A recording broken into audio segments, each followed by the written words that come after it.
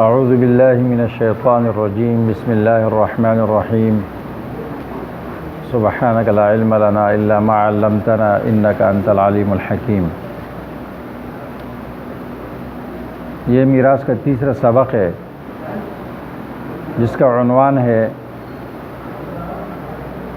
ورثہ کی اقسام اور وارث ہونے میں ان کی ترتیب۔ تو عام طور پر ورثہ کی 3 قسمیں ہوتی ہے۔ پہلی قسم ہے ذوی الفروض، یعنی وہ لوگ جن کے حصے کتاب اللہ میں مقرر ہے، اور دوسری قسم ہے ورثہ کی عصبہ نسبی، جو ذوی الفروض سے بچا ہوا مال لیتے ہیں، اور تیسری قسم ہے ذوی الارحام، یہ وہ ورثہ ہوتے ہیں جو نہ ذوی الفروض ہے اور نہ عصبہ ہے بلکہ ان کے علاوہ ہے، اور ان کو تب میراث کا مال ملتا ہے کہ جب ایک شخص کا انتقال ہو جائے، اس کی ذوی الفروض بھی نہ ہو اور اس کے عصبہ نسبی بھی نہ ہو، تو تب مال پھر ذوی الارحام کو ملتا ہے۔ ذوی الفروض یعنی حصوں والے وہ لوگ جن کے حصے قرآن کریم میں مقرر ہے، الذین لهم سہام مقدرۃ فی کتاب اللہ تعالی، تو اسے 6 ہیں اور ذوی الفروض 12 افراد ہے۔ اس میں 4 مرد ہیں اور 8 عورتیں ہیں۔ جو 4 مرد ہے وہ یہ ہے، باپ ہے، دادا ہے اور شوہر ہے اور اخیافی بھائی یعنی ماشریک بھائی ہے، اور جو اس میں عورتیں ہیں وہ بیویاں ہیں، زوجات، اور حقیقی بیٹیاں ہیں، سلبی بیٹیاں ہیں، اور پوتیاں ہیں، حقیقی بہن، علاتی بہن یعنی باپ شریک بہن، سگی بہن اور باپ شریک بہن اور ماں شریک بہن، اور ماں اور دادی و نانی، جس کو عربی کتابوں میں جدہ صحیحہ کہتے ہیں، جدہ صحیحہ، چونکہ جدہ صحیحہ کا اطلاق دادی و نانی دونوں پر ہوتا ہے، تو اس لیے ذوی الفروض کی تعداد اردو میں 13 ہے۔ دادی بھی ذی فرض ہے اور نانی بھی ذی فرض ہے۔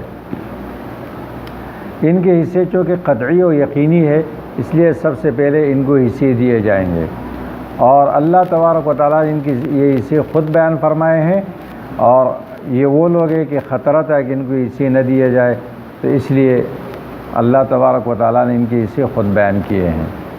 ان کو کہتے ہیں ذوی الفروض۔ پھر ان ذوی الفروض میں جو 12 ہے، 10 نسبی ہے اور 2 میاں بیوی زوجین، یہ سببی ہے، یہ نکاح کے سبب سے ایک دوسرے سے میراث لیتے ہیں اور باقی نسب کی بنیاد پر لیتے ہیں۔ چونکہ نکاح موت سے ختم ہو جاتا ہے، تو اس لیے دوبارہ ان پر رد نہیں ہوتا ہے، کیونکہ اب دوبارہ لینے کے لیے کوئی سبب نہیں ہے۔ اس کے بعد پھر عصبات کو اسے ملتے ہیں عصبہ نسبی، یہ باپ کے نارینہ رشتہ دار عصبہ کہلاتے ہیں، وہ لوگ جو خود بھی مرد ہو اور مرد کے واسطے سے مردے کی طرف منسوب ہو، ان کو عصبات کہتے ہیں۔ اور عصبہ کے معنی احاطے کے ہوتے ہیں، تو عصبہ کو عصبہ اس لیے کہتے ہیں کہ جب انسان پر کوئی مصیبت آتی ہے تو عصبہ دفاع کے لیے کھڑے ہو جاتے ہیں، اس لیے لغت میں اس کا معنی آتا ہے احاطہ کرنا، اور اصطلاح میں ہر وہ آدمی جو ذوی الفروض سے بچا ہوا مال لیتا ہے، اور ذوی الفروض نہ ہو تو سارا مال لیتا ہے، اور اگر کچھ نہ بچے تو کچھ بھی نہیں لیتا ہے، اور یہ وہ ہوتا ہے کہ جو خود بھی مرد ہوتا ہے اور مرد کے واسطے سے مردے کی طرف منسوب ہوتے ہیں۔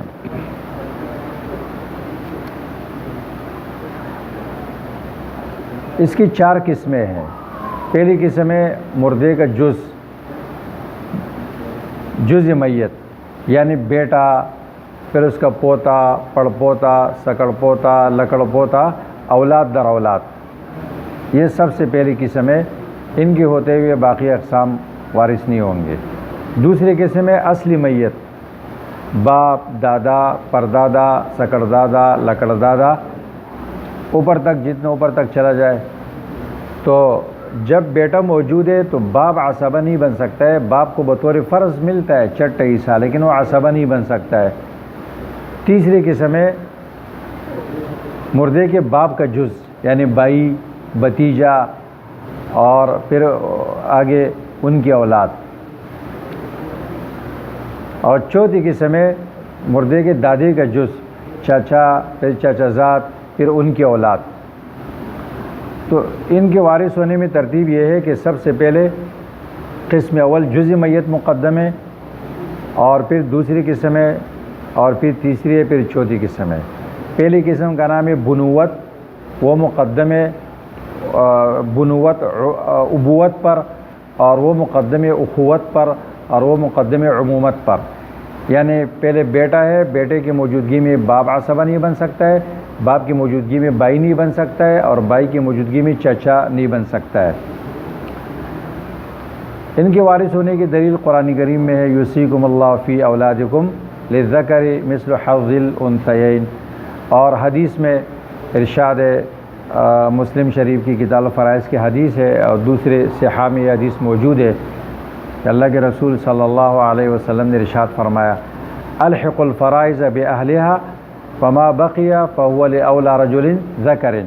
پہلے ذی الفروض کو ان کے حصے دے دو، جو مال باقی بچا وہ سب سے قریب ترین مرد کے لیے ہے. رجل ذکرین، رجل کے بعد ذکرین کی قید اس لیے لگائی، حالانکہ ہر رجل ذکر ہوتا ہے، کہ رجل سے مراد بالغ نہیں ہے، مطلقی ناری نہ ہونا ہے، شیرخوار بچہ کیوں نہ ہو وہ بھی عصبہ کے اندر شامل ہوتا ہے. ان سے جو مال بچتا ہے وہ پھر ذوی الارحام کو ملتا ہے. سب سے پہلے ذی الفروض کو ملے گا، اور اس کے بعد عصبہ کو. عصبہ نہ ہو تو ذی الفروض پر رد ہوگا، اور اگر ذی الفروض بھی نہیں ہے، عصبہ بھی نہیں ہے، تو پھر ذوی الارحام کو میراث کا مال ملے گا. اور ذوی الارحام وہ ورثہ ہوتے ہیں کہ جو ذی الفروض اور عصبہ کے علاوہ ہوتے ہیں، جیسے پھوپھیاں ہیں، خالائیں ہیں، ماموں ہیں. اور باب ذوی الارحام میں پھر اس کی تفصیل آئے گی، یا تفصیل بیان کرنا مقصود نہیں ہے. اس کے علاوہ جو اور قسمیں کتابوں میں لکھی ہوتی ہے، عصبہ سببی ہے، جو غلام کوئی آزاد کرتا ہے اس کو ولا حاصل ہوتا ہے، یا مول الموالات ہے، یا المقر له بالنسب علی الغیر ہے. تو یہ اقسام یا تو بالکل نہیں ہوتے ہیں، یا کوئی شاذ و نادر، اس لیے اس کے ذکر کرنے کی کوئی ضرورت نہیں ہے. اور آج کل غلام بھی نہیں ہے، تو اس بیس کو ذکر کرنے کی کوئی ضرورت نہیں ہے. ذی الفروض و عصبات کو یا ذوی الارحام کو میراث تب ملے گی جب ان کے اندر موانع ارث میں سے کوئی مانع موجود نہ ہو.